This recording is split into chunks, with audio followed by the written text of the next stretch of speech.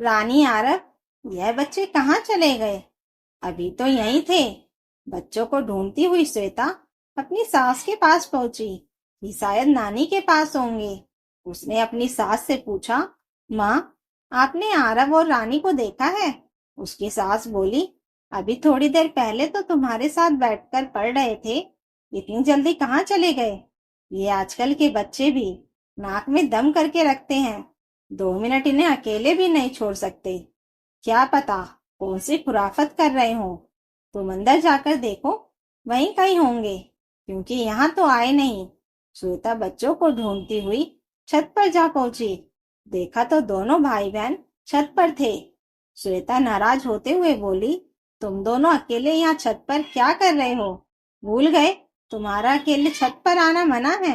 अगर दीदी को यह बात पता चली तो कितनी नाराज होंगी। तुम्हारे साथ मुझे भी डांट पड़ेगी। चलो अब जल्दी से नीचे चलो। दोनों बच्चे बोले, सॉरी मामी, और चुपचाप नीचे उतर आए। श्वेता ने पूछा, तुम दोनों ने अपना होमवर्क खत्म कर लिया है? दोनों ने ना में सिर हिला दिया। श्वेता को गुस्सा तो बहुत आया, पर फिर भी वह शांत स्वर में बोली, चलो कोई बात नहीं, पहले दोनों अपना दूध फिनिश करो, उसके बाद बाकी का होमवर्क करना। दूध का नाम सुनते ही दोनों बच्चों ने मुंह बना लिया। श्वेता बोली, अभी थोड़ी देर पहले तुम दोनों को ही तो दूध मांग रहे थे, अब क्या हो गया? यह सुनते ही बच्चे शरारत से हंसने लगे।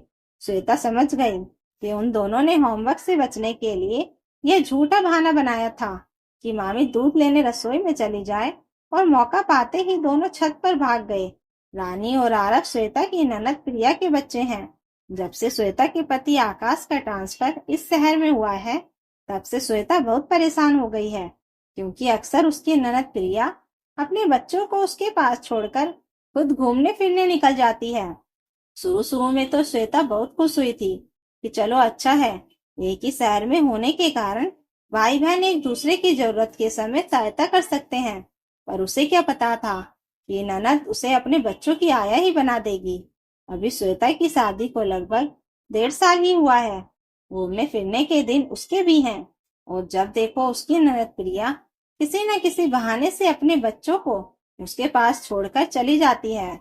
ऐसा कभी कभार बच्चों को संभालने में श्वेता को कोई परेशानी नहीं होती, पर उसके ननद के बच्चे हद से ज्यादा शरारती हैं, और ऊपर से अब तो हर शनिवार रविवार की बात हो गई है। जब वह कहीं बाहर जाने का प्रोग्राम बनाती, उससे पहले ही प्रिया अपने बच्चों को बिना पूर्व सूचना के ही उसके पास छोड़कर चली जाती।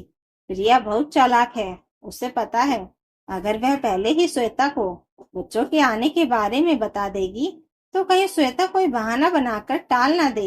इसलिए हर बार बिना बताए ही वह बच्चों को छोड़ जाती है, और ना ही उसके आने का कोई समय तय होता है। कभी कभी तो वह बच्चों को शुक्रवार की रात ही लेकर आ जाती है। इसके पीछे प्रिया का तर्क होता है, क्या करूं भाभी, तुमने इन बच्चों को अपने प्यार में इतना बांध लिया है कि मानते ही नहीं। जैसे ही वीकेंड आया, मामी मामी की रट लगा देते हैं। पता नहीं आपने मेरे बच्चों पर कौन सा जादू कर दिया है। आप तो ये मुझसे ज्यादा आपसे प्यार करने लगे हैं। फिर आकाश भी बच्चों से बहुत प्यार करता है, और उनके लिए नए खिलौने लाता रहता है। साथ ही उन्हें अपने साथ घुमाने भी ले जाता है। यहाँ पर समस्या यह है कि बच्चे शरारती और बदतमीज हैं। ना तो वे श्वेता की कोई बात मानते हैं, और अगर वह थोड़ा बहुत कुछ बोल भी दे तो अपनी माँ की आगे ना जाने क्या क्या बढ़ चढ़कर बताते हैं। श्वेता पूरे हफ्ते इंतजार करती है कि संडे के दिन आकाश के साथ कुछ समय बिताए, पर यहाँ बच्चों के कारण उनकी प्राइवेसी बिल्कुल खत्म हो गई है। उसने कई बार इशारों इशारों में प्रिया से यह बात कही है, पर वह अपने मतलब के लिए जानबूझकर अनजान बनने का नाटक करती है। आकाश को भी यह सब अच्छा नहीं लगता, पर क्योंकि बहन बड़ी है, इसलिए वह कुछ कह नहीं पाता। अभी महीने भर पहले ही श्वेता की सास गांव से शहर उसके पास रहने आई थी। उनके आने के बाद एक बार प्रिय बच्चों को उनके पास छोड़कर घूमने चली गई थी, और पीछे से दोनों बच्चों ने उनकी नाक में दम कर दिया। खेलते खेलते दोनों छत पर चले गए, और आपस में झगड़ा हो गया। रानी ने अपने छोटे भाई आरव को सीढ़ियों से धक्का दे दिया, जिससे बच्चे के सर पे पूरे 11 टाके आए, पर भगवान का शुक्र रहा कि वह बच गया। गलती तो बच्चों की ही थी। बेचारी बूढ़ी नानी इसमें भला क्या कर सकती थी। पर प्रिया को अपनी माँ पर तो कोई बस चला नहीं। उसने श्वेता को खूब खरी खोटी सुनाई कि मैं अपने बच्चों को आपके भरोसे छोड़कर जाती हूँ, और आप है कि उन्हें अकेला छोड़कर सैर सपाटे पर निकल जाती हैं। अरे, मेरी कोई मजबूरी है, तभी तो आपके पास बच्चों को छोड़कर जाती हूँ। नहीं तो मुझे अपने बच्चों को दूसरों के घर छोड़ने का कोई शौक नहीं है। श्वेता को भी इस घटना का सच में बहुत दुख हुआ, और उसे भी लगा कि इसमें गलती उसकी भी है। उसे आकाश की बातों में नहीं आना चाहिए था, और बच्चों को अकेला छोड़कर घर से बाहर नहीं जाना चाहिए था। और वह बेचारी क्या करे। पिछले 3-4 महीने से यही तो हो रहा है। हर सप्ताह बच्चे उसके पास आ जाते हैं। प्रिया अपने सास ससुर से अलग रहती है, इसलिए घर में कोई ऐसा नहीं जो बच्चों को संभाल सके, क्योंकि वह खुद भी नौकरी करती है।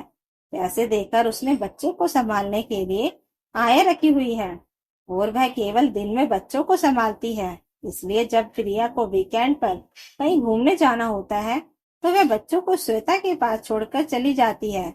जब से आरव को चोट लगी है, तब से दोनों के बीच कड़वाहट बढ़ गई है। इतने महीनों से श्वेता दोनों बच्चों की देखभाल कर रही थी। उसके लिए तो प्रिया ने कभी उसे धन्यवाद नहीं कहा। पर एक बार जरा सी गलती क्या हुई, उसने ना जाने उसे क्या क्या सुना दिया है। तब से बच्चों का छत पर अकेले जाना मना है। पिछले एक हफ्ते से श्वेता ने भी एक स्कूल में काम करना शुरू किया है, क्योंकि दिन भर घर पर बैठे बैठे वह बोर हो जाती थी। श्वेता ने बच्चों को दूध पिलाया और फिर उनके साथ बैठकर अपने स्कूल का काम करने लगी। बच्चे चुपचाप बैठकर होमवर्क करने लगे। 1-2 दिन बाद उसकी सास गांव लौट गई, पर जाते जाते मैं श्वेता को कहकर गई, बहू, ज्यादा संकोच करने की जरूरत नहीं है। मेरी तरफ से तो चिंता करने की बिल्कुल भी जरूरत नहीं। आजकल भलाई का जमाना नहीं है। इन बच्चों से तो जितना जल्दी पीछा छुड़वा लेगी उतना अच्छा होगा। नहीं तो क्या पता कल को ये कौन सी नई शरारत कर बैठे।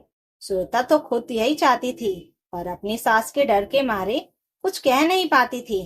अब तो सास ने भी उससे छोड़ दिया। अगली बार जब प्रिया अपने बच्चों को घर छोड़ने आई, तो श्वेता ने साफ साफ कह दिया, दीदी, अपने बच्चों को खुद संभाल लो। मैं कोई आपके बच्चों की आया नहीं हूँ। प्रिया को यह बात अच्छी नहीं लगी, तो वह बोली, भाभी, मैं कोई खुशी से इन्हें यहाँ छोड़कर नहीं जाती। मुझे कुछ जरूरी काम होता है, तभी थोड़ी देर के लिए इन्हें यहाँ छोड़कर जाती हूँ।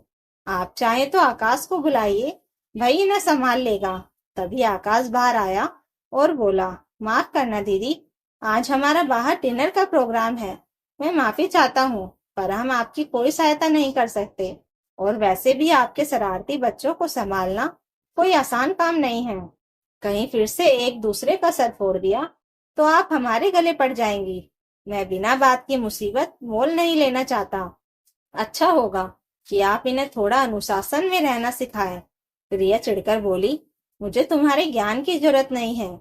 और वह अपना समूह लेकर लौट गई, और फिर कभी दोबारा बच्चों को छोड़ने नहीं आई। तो दोस्तों, अगर आपको यह कहानी अच्छी लगी हो तो कमेंट करके जरूर बताइएगा, और नई कहानियों के लिए चैनल को सब्सक्राइब जरूर कर लीजिएगा।